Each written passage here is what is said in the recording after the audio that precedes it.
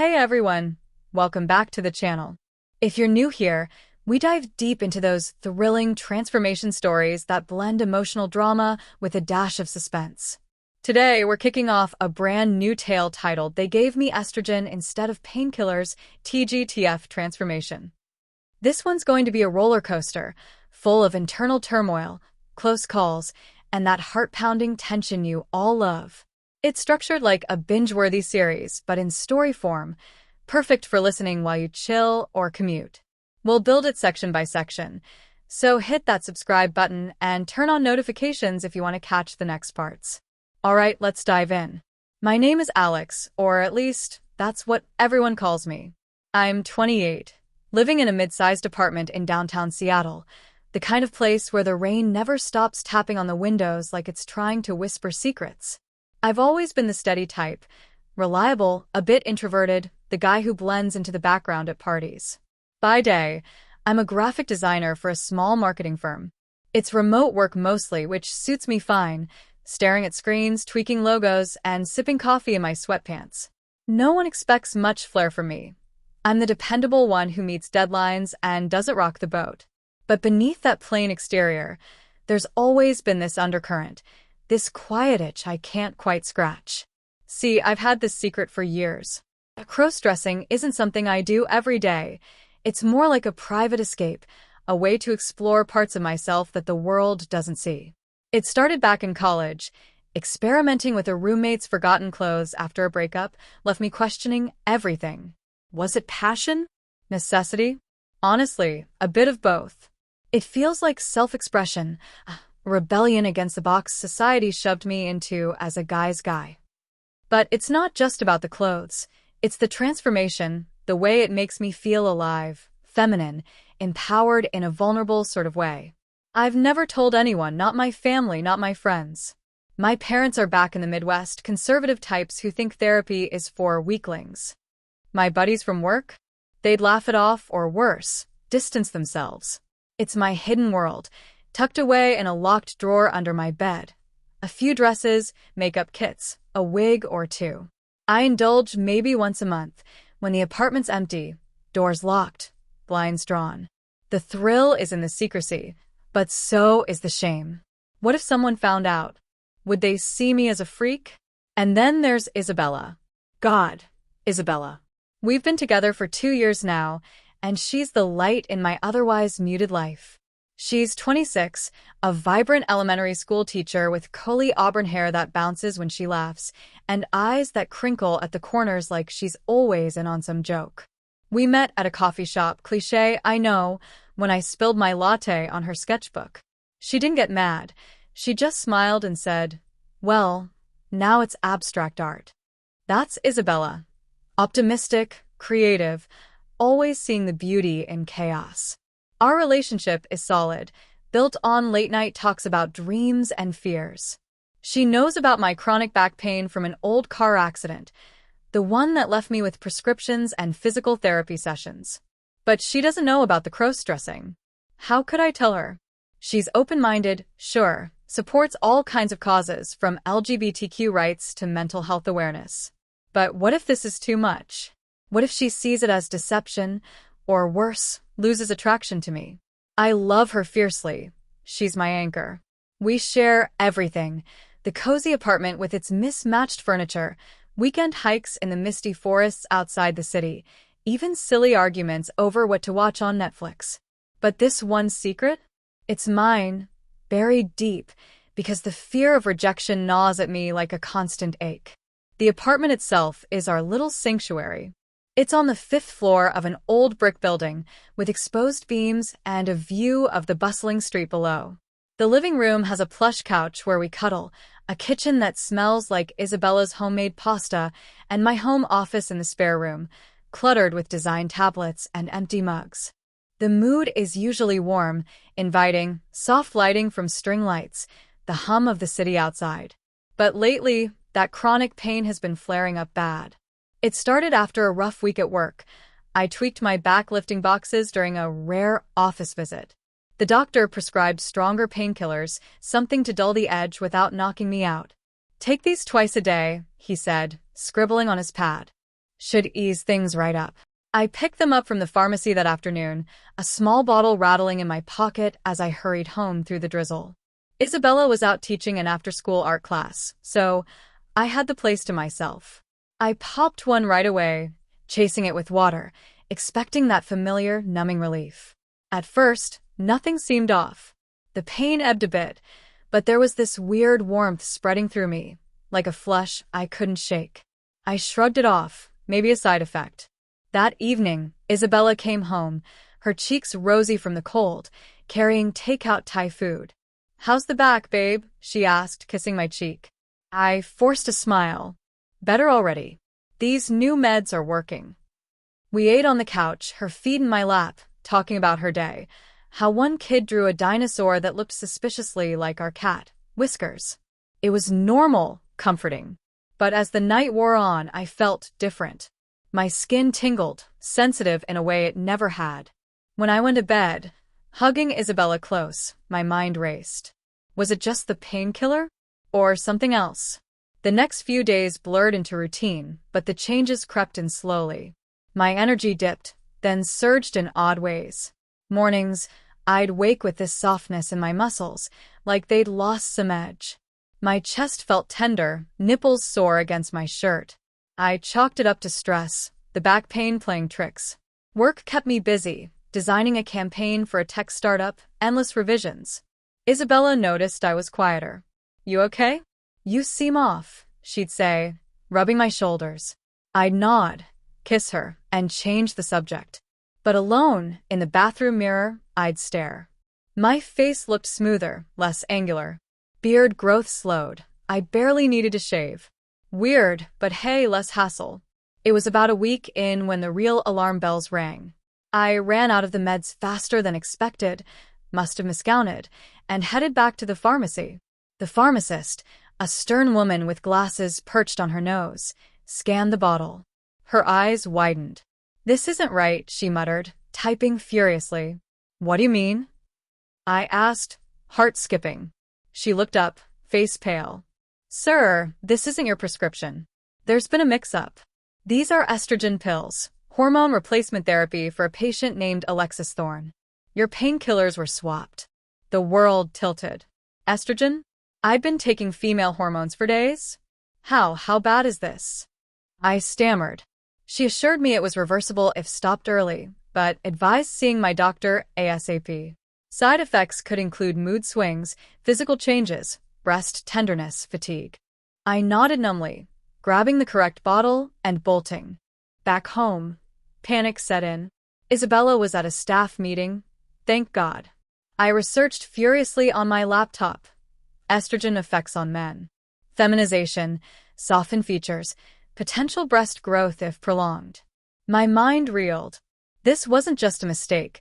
It was forcing changes I hadn't asked for. But buried under the fear was something else, a flicker of curiosity. My cross-dressing secret had always been controlled, voluntary.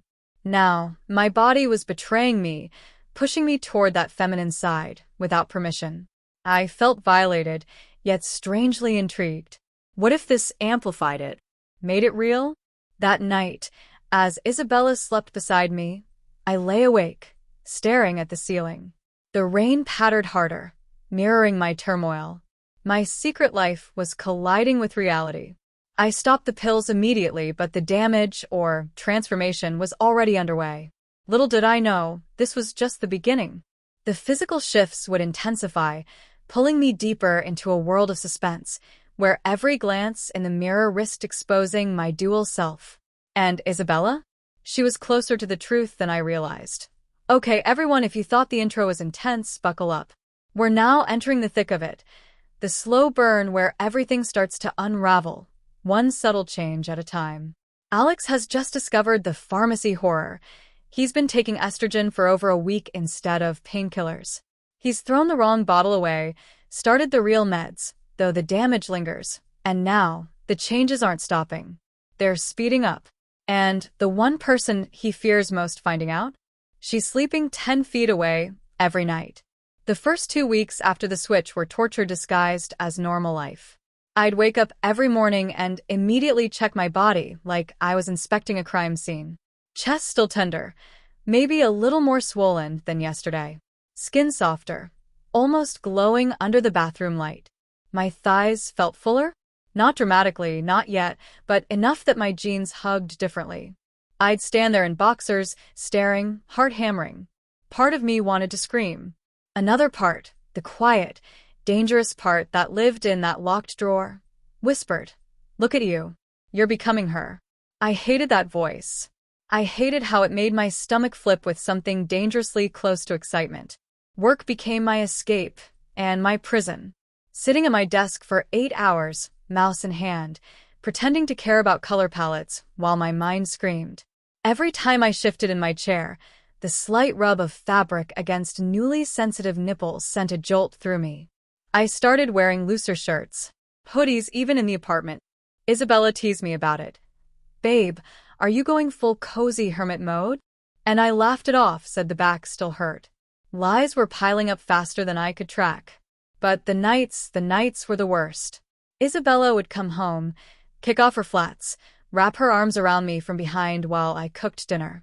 Her breasts pressed against my back, and suddenly I was hyper-aware of my own chest, how it was starting to push back just the tiniest bit. She'd nuzzle my neck, murmur, "You smell different lately." Sweeter, almost. I froze. "New body wash," I lied. Again. She didn't push. "Not yet."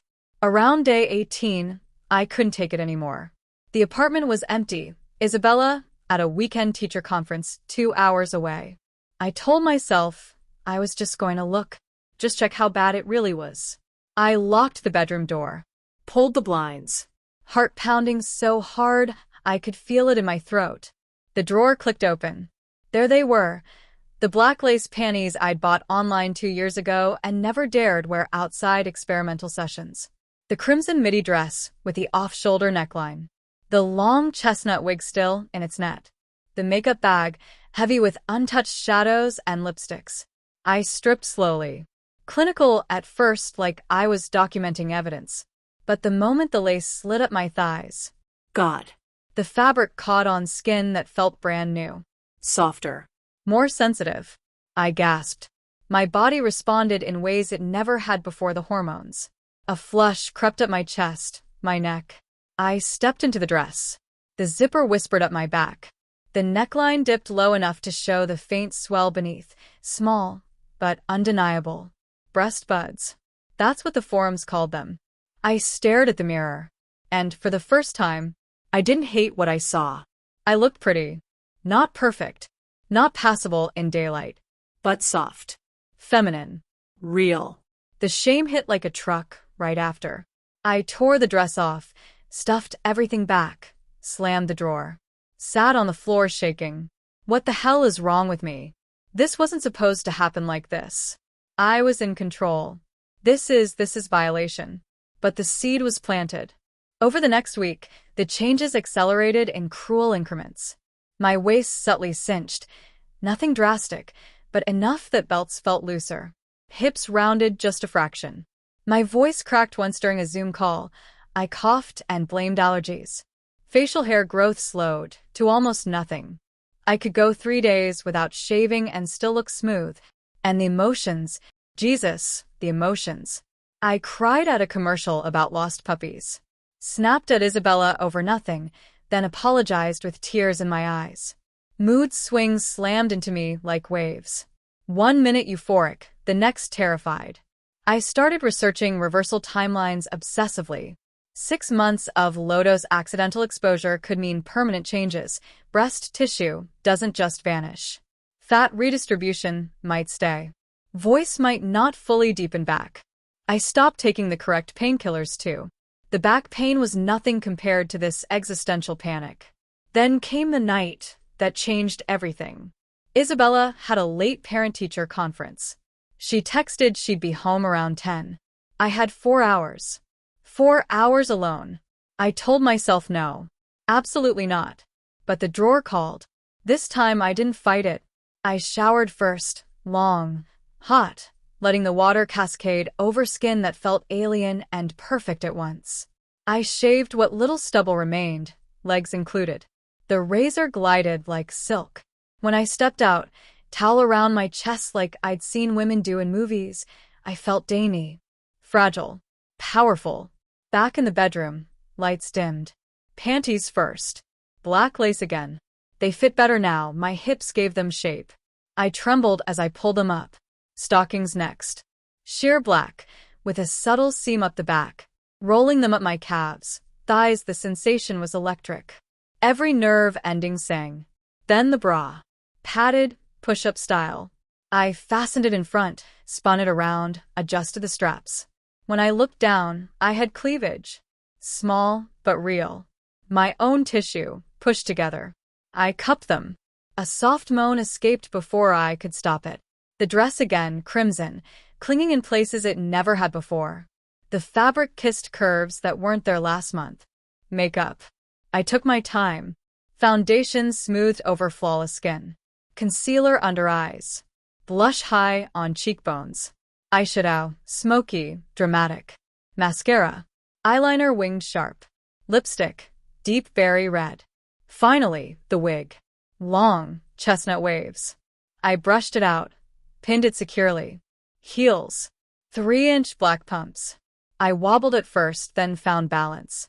The arch of my foot, the stretch of my calves, it hurt so good. I stood in front of the full-length mirror. And I stopped breathing. The woman staring back wasn't Alex in drag. She was Alexa. Softer jaw, fuller lips, eyes huge and vulnerable. Breasts rising with each shallow breath. Hips swaying instinctively as I shifted weight. I whispered, "Hello." My voice cracked, higher than normal, thanks to weeks of hormone influence and emotional strain. I smiled, then laughed, then cried. Because she was beautiful, and she was me.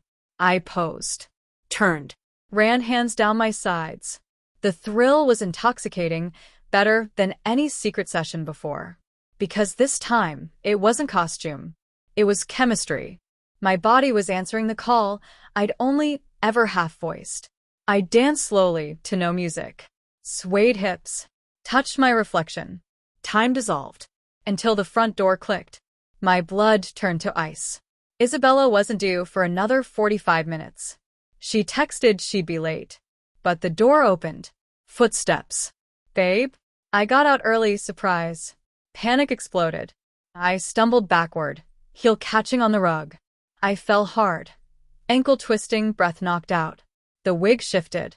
Lipstick smeared on my hand as I tried to stifle a yelp. Her voice closer.